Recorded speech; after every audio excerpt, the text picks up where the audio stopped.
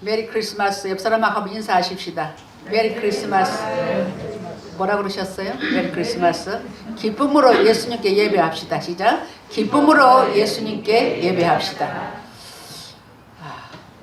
오늘 말씀, 담임 목사님 말씀하신 대로 2022년의 마지막 주일이면서도 성탄절입니다.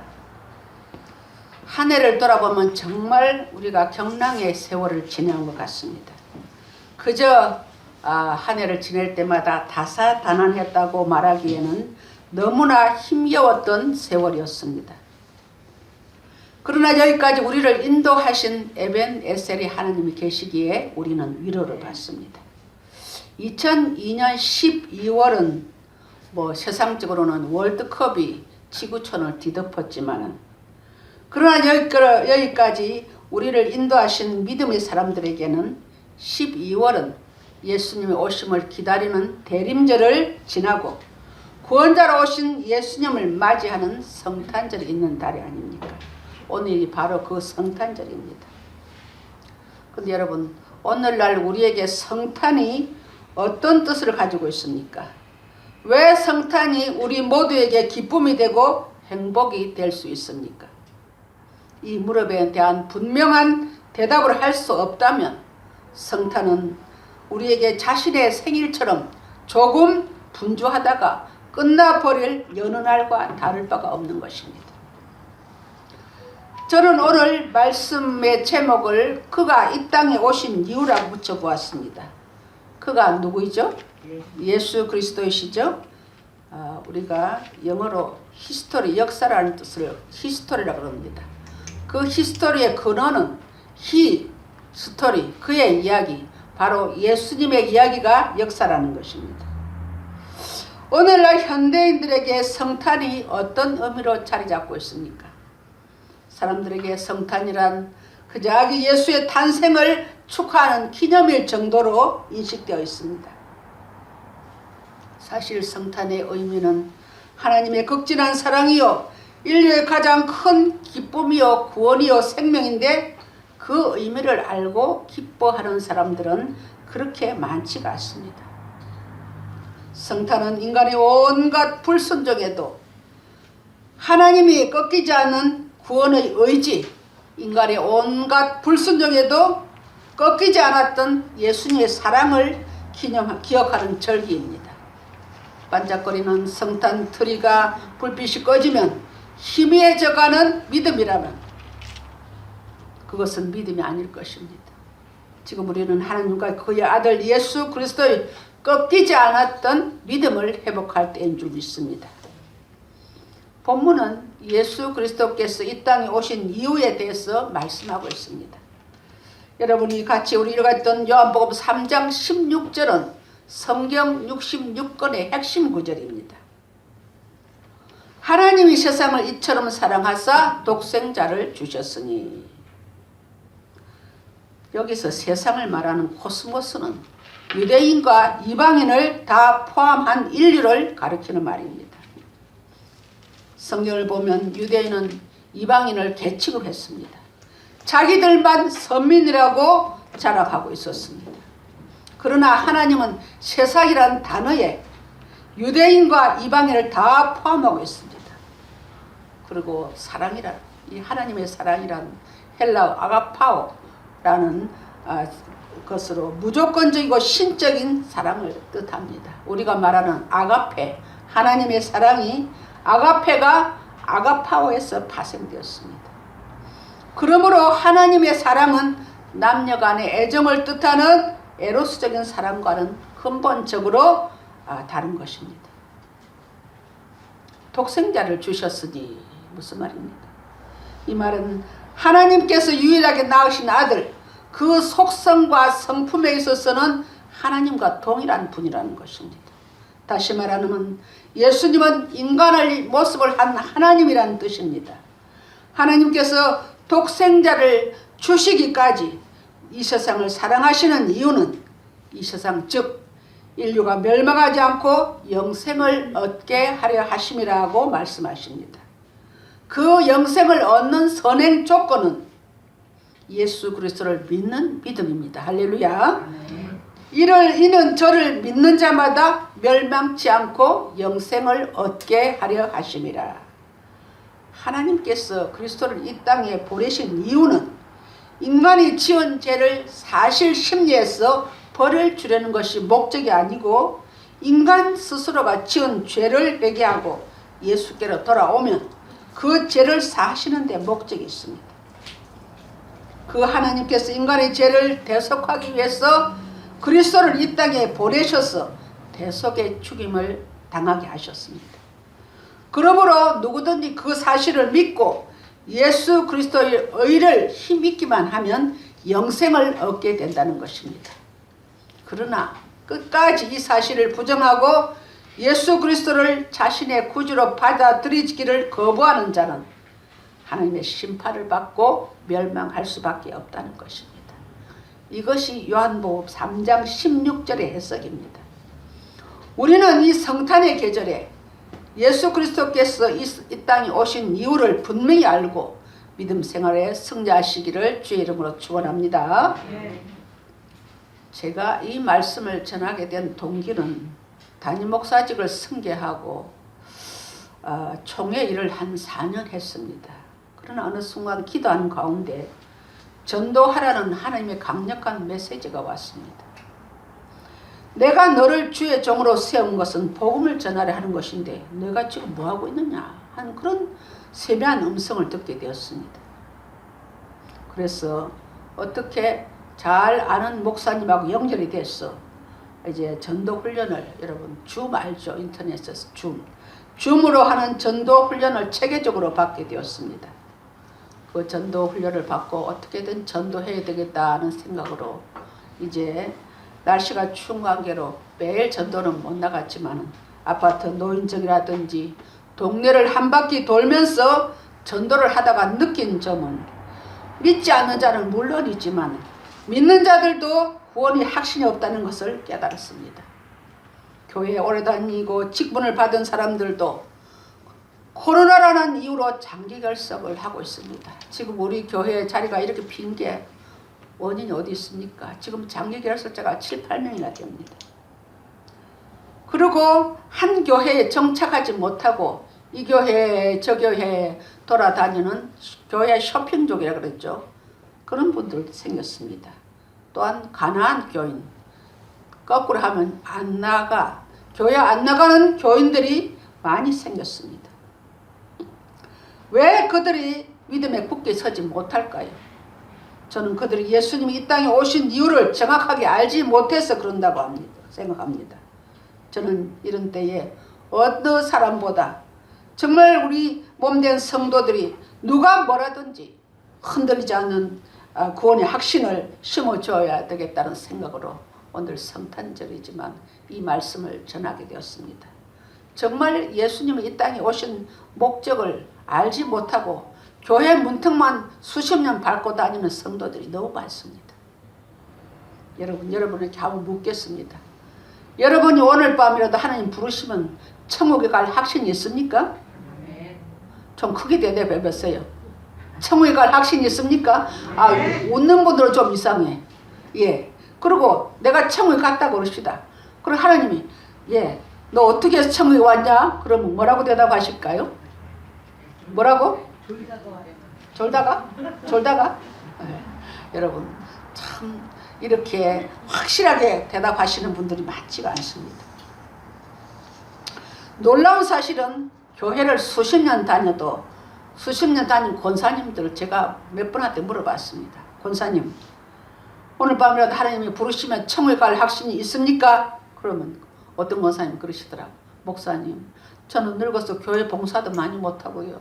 교회 헌금도 많이 하지 못했는데요. 하고 답하는 분들도 여러 분 계셨습니다. 그뿐입니까? 제가 아는 목사님은 자기 교회 장로님이 막 운명하시게 됐다고 전화가 와서 달려갔어요. 그래서 여러분 사람이 목숨이 숨이 끊어져도 한동안은 길은 열려 있어요.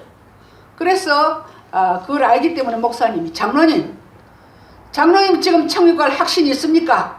물었더니 목사님 저 예수 모릅니다. 그렇게 하더랍니다. 너무 놀랬다고 그 목사님 저한테 이야기하더라고요. 교회를 수십 년 다니면서 장로 직분을 수행한 자가 죽을 때에 예수님을 모른다고 부인했으니까 얼마나 불쌍한 자이겠습니까? 여러분, 한국 교회의 현실이 있습니다. 믿는다고 말하면서도 믿음으로 구원이 아니라 행위 구원을 생각합니다.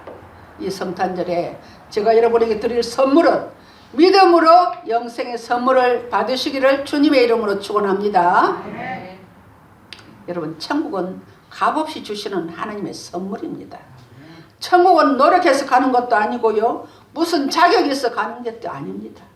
에베소서 2장 8절에 보면 너희가 그 은혜를 인하여 믿음으로 구원을 받았나니 이것이 너희에게서 난 것이 아니요 하나님의 선물이라 했습니다. 그러나 세상의 모든 종교는 인간이 하나님의 은총을 얻으려면 무엇인가를 행해야 한다고 가르치고 있습니다.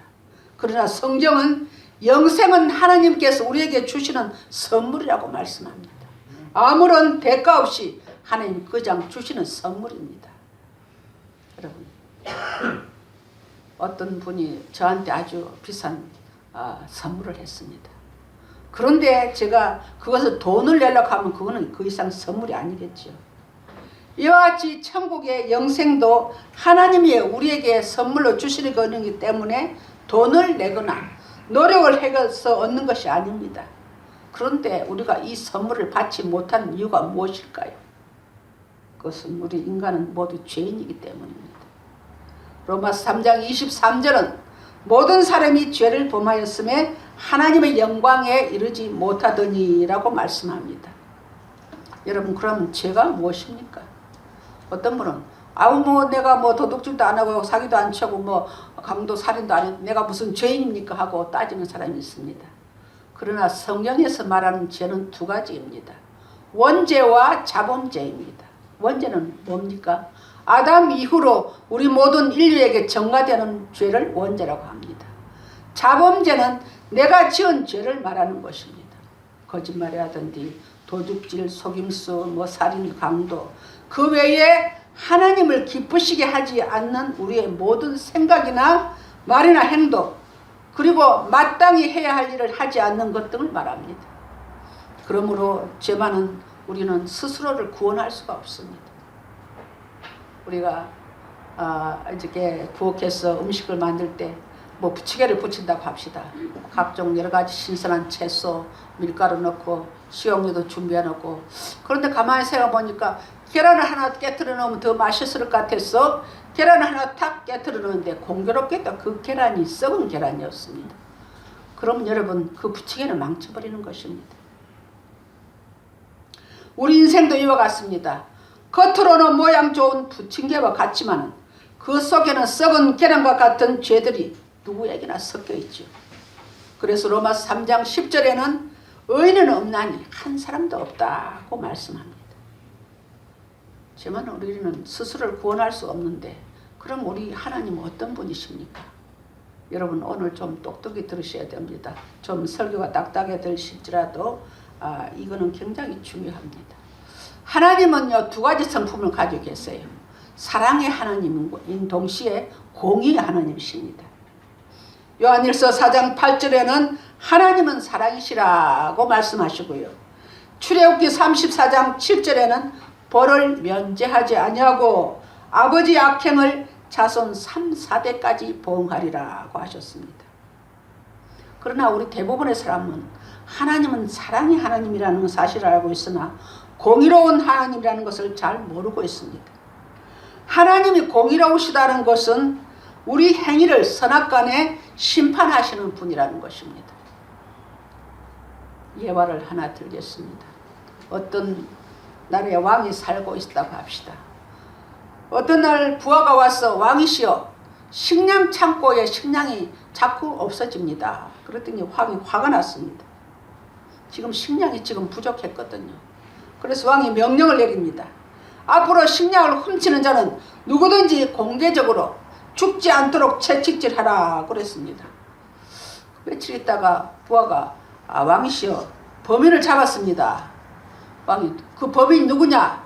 그러니까 부하가 머뭇합니다. 왜 머뭇거리느냐? 빨리 말하지 않고. 그랬더니 사실은 대왕 대비 마마이십니다. 대왕 대비 누굽니까? 왕의 어머니 아닙니까? 왕은 난처한 상황에 빠졌습니다. 늙은 어머니를 채찍질 한다면 어머니는 돌아가실 것이고, 그렇다고 어머니의 죄를 덮어두고 처벌하지 않는다면 자기는 공의로운 지도자가 될 수 없습니다. 고민하던 왕은 자기 옷을 벗더니 그 부하에게 나에게 채찍을 들어 채찍으로 치라고 했습니다. 오직 그 방법으로만 지도자의 공의와 아들로서의 어머니에 대한 사랑을 증명할 수밖에 없었습니다. 우리는 이 왕의 어머니와 같습니다. 우리가 지은 죄에 대한 벌을 받아야 마땅합니다. 그러나 하나님께서 우리를 사랑하셔서 우리를 벌하시기 원치 않으십니다. 우리들의 죄를 지어야 할 치러야 할 죄의 대가를 하나님은 그의 아들 예수님께 대신 치르게 하셨습니다. 어머니 대신 왕이 벌을 받은 것처럼 말입니다. 하나님이 그의 아들 예수 그리스도를 보내주셔서 우리의 죄값을 치러주셨습니다. 그러면 우리 죄값을 대신 치르기 위해서 오신 예수님은 어떤 분이십니까? 예수님은 참 하나님이셔서 참 인간이십니다. 예수님은 인간의 모습을 한 하나님이십니다. 왜 예수님이 인간의 모습을 하고 오셨을까요? 여러분, 구원자의 모습은, 구원자의 자격은 세 가지가 있습니다. 첫째는 사람이어야 합니다. 두 번째는 죄가 없어야 합니다. 세 번째는 내 대신 피 흘려 죽어야 합니다. 그럼 여러분 생각해 보세요. 이 세상에 죄 없는 사람이 어디 있습니까? 내 대신 피 흘려 죽을 사람이 어디 있습니까? 하나님은 우리를 지극히 사랑하셔서 인간 예수님이 하나님이시지만은 인간이 몸을 입고, 이 구원자의 자격이 인간이어야 되기 때문에 인간이 몸을 입고 이 땅에 오셔서 십자가에 피 흘려 죽으심으로 우리의 죄값을 대신 치르시고 사흘 만에 부활하셨습니다. 성경은 하나님이 세상을 이처럼 사랑하사 독생자를 주셨으니 이는 저를 믿는 자마다 멸망치 않고 영생을 얻게 하려 하심이라고 말씀합니다. 이 문제를 해결하기 위해서 하나님은 그의 아들 예수 그리스도를 이 세상에 보내셨습니다. 이사야 53장 6절에는 우리는 다 양 같아서 그릇 행하여 각기 제 길로 갔거늘 여호와께서는 우리 무리의 죄악을 그에게 담당시키셨도다고 말씀합니다. 그가 누구입니까? 예수 그리스도 아니십니까? 여러분, 이 책에 내가 태어나서부터 이때까지 지은 죄가 다 기록한 책이라고 생각해 봅시다. 그런데 내가 이 죄를 가지고는 하나님 앞에 갈 수가 없어요. 그런데 하나님 우리를 사랑하셔서 그 아들을, 하나님을 사람의 모습을 해가지고 이 땅에 오셔가지고 우리 죄를 그 아들에게 담당시켜 버리셨습니다. 그러면 우리는 어떻게 되죠? 우리는 의인이 됩니다. 그래서 우리가 하나님 앞에 가서 우리에게 우리 주시는 영생의 선물을 받게 되는 것입니다. 그렇다면 우리가 이 영생의 선물을 어떻게 받을 수 있습니까? 이 선물은 믿음으로 받는 것입니다. 구원받는 믿음은 하나님에 대해서 머리로만 아는 것이 아니고 일시적인 것도 아닙니다. 구원받는 믿음은 오직 예수 그리스도만을 마음으로 믿고 의지하는 것입니다.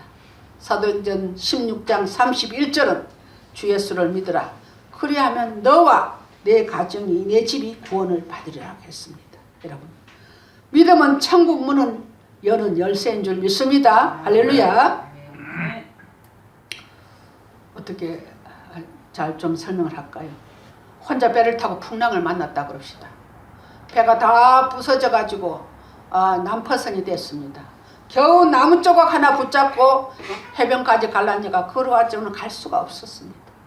그때 어디 지나가는 배가 구명투브를 하나 던져줬다면 어떻게 해야 될까요? 필요 없다고 안 붙잡아야 할까요? 어떻게든 그 구명투브를 붙잡고 해변으로 가야 됩니다. 여러분, 이 나무 조각이라는 건 뭐 말합니까? 이제까지 나를 구원해 주리라고 믿고 있던, 붙잡고 있던 세상적인 물질이나 명예나 권세라는 그런 것들입니다. 그런 것을 아무리 많이 쌓아놓아도 그것이 내 생명을 구원해 주지 못합니다. 구원받는 믿음이란 이와 같이 나를 구원해 주리라고 믿고 단단히 붙잡고 있던 것들을 내려놓고 방향을 바꿔서 이제는 정말로 나를 구원하실 수 있는 예수님만 믿고 의지하는 것입니다. 이제까지 붙들었던 세상 것을 버리고 오직 예수 그리스도를 붙잡는 것이 구원받는 믿음이라는 것입니다. 이해가 되십니까? 네. 이제까지 저는 기독교 진리에 대해서 5가지 말씀드렸습니다. 천국은 값없이 주시는 하나님의 선물이란 것입니다. 인간은 죄인이기 때문에 죄인 자체로는 이 선물을 받을 수가 없습니다. 하나님은 사랑의 하나님이 또 되시지만 공의의 하나님이십니다. 우리를 사랑하시지만 우리의 죄는 꼭 벌하셔야만 합니다. 예수 그리스도는 인간 참 하나님이시고 참 인간이십니다. 그는 우리의 죄를 담당하기 위해서 인간이 몸을 입고 이 땅에 내려오셔서 십자가에 달려 죽으심으로 우리의 죄값을 치러 주셨습니다.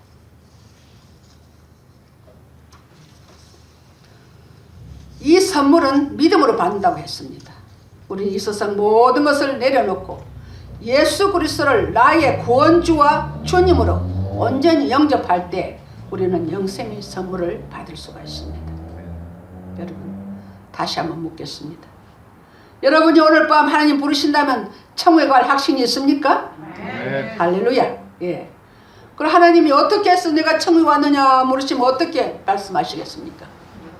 예수 그리스도를 믿음으로 왔습니다. 다시 한번 같이 해봅시다. 예수 그리스도를 믿음으로 왔습니다. 예수 그리스도를 믿음으로 왔습니다. 여러분 언제 어느 때 누가 이런 질문을 해도 그 2가지 때만 하면 여러분은 구원의 확신을 가진 자입니다. 아멘. 여러분 이 구원의 확신을 못 가지면요, 아까 그 장로님처럼 수십 년 장로직을 수행했다 할지라도 마지막에 예수를 부인한다면 어디로 가겠습니까?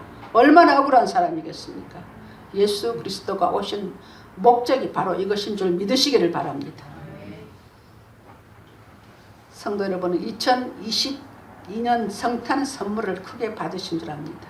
성탄은 화려한 성탄 틀이나 산타 할아버지나 징글벨 소리나 우리끼리 파티하고 즐기는 계절이 아닙니다. 성탄은 예수 그리스도가 이 땅에 오신 이유를 분명히 아는 계절입니다. 오늘 우리는 예수님이 이 땅에 오신 이유를 정확히 알게 되었습니다. 그러므로 하나님이 우리를 부르실 때까지 변치 않는 믿음으로 천국 백성으로서의 자부심과 긍지를 가지고 승리하는 성도님들 되시기를 주님의 이름으로 축원합니다. 기도하시겠습니다. 하나님 아버지 은혜를 감사합니다. 하늘 보좌를 버리시고 인간의 몸을 입고 낮고 천한 말구유에 예수님 오신 성탄절을 맞았습니다. 세상 사람들은 이날을 파티하고 즐기는 날로 오해하고 있습니다. 그러나 하나님은 우리 인간을 지극히 사랑하셔서 우리 죄를 속하기 위해 아들을 십자가에 달아서 피 흘려 죽게 하시고 우리에게 영생을 선물로 주셨습니다. 이것은 우리의 공로가 아니라 하나님이 우리에게 주신 선물입니다. 이 선물을 우리가 받으려면 예수 그리스도를 온전히 나의 주와 구원주로 믿어야 합니다. 우리 모든 성도님들은 하나님이 우리를 부르실 때까지 믿음에 굳게 서서 살든지 죽든지 먹든지 마시든지 주님의 영광 외에 살게 하옵소서. 예수님의 이름으로 감사하며 기도하옵나이다. 아멘.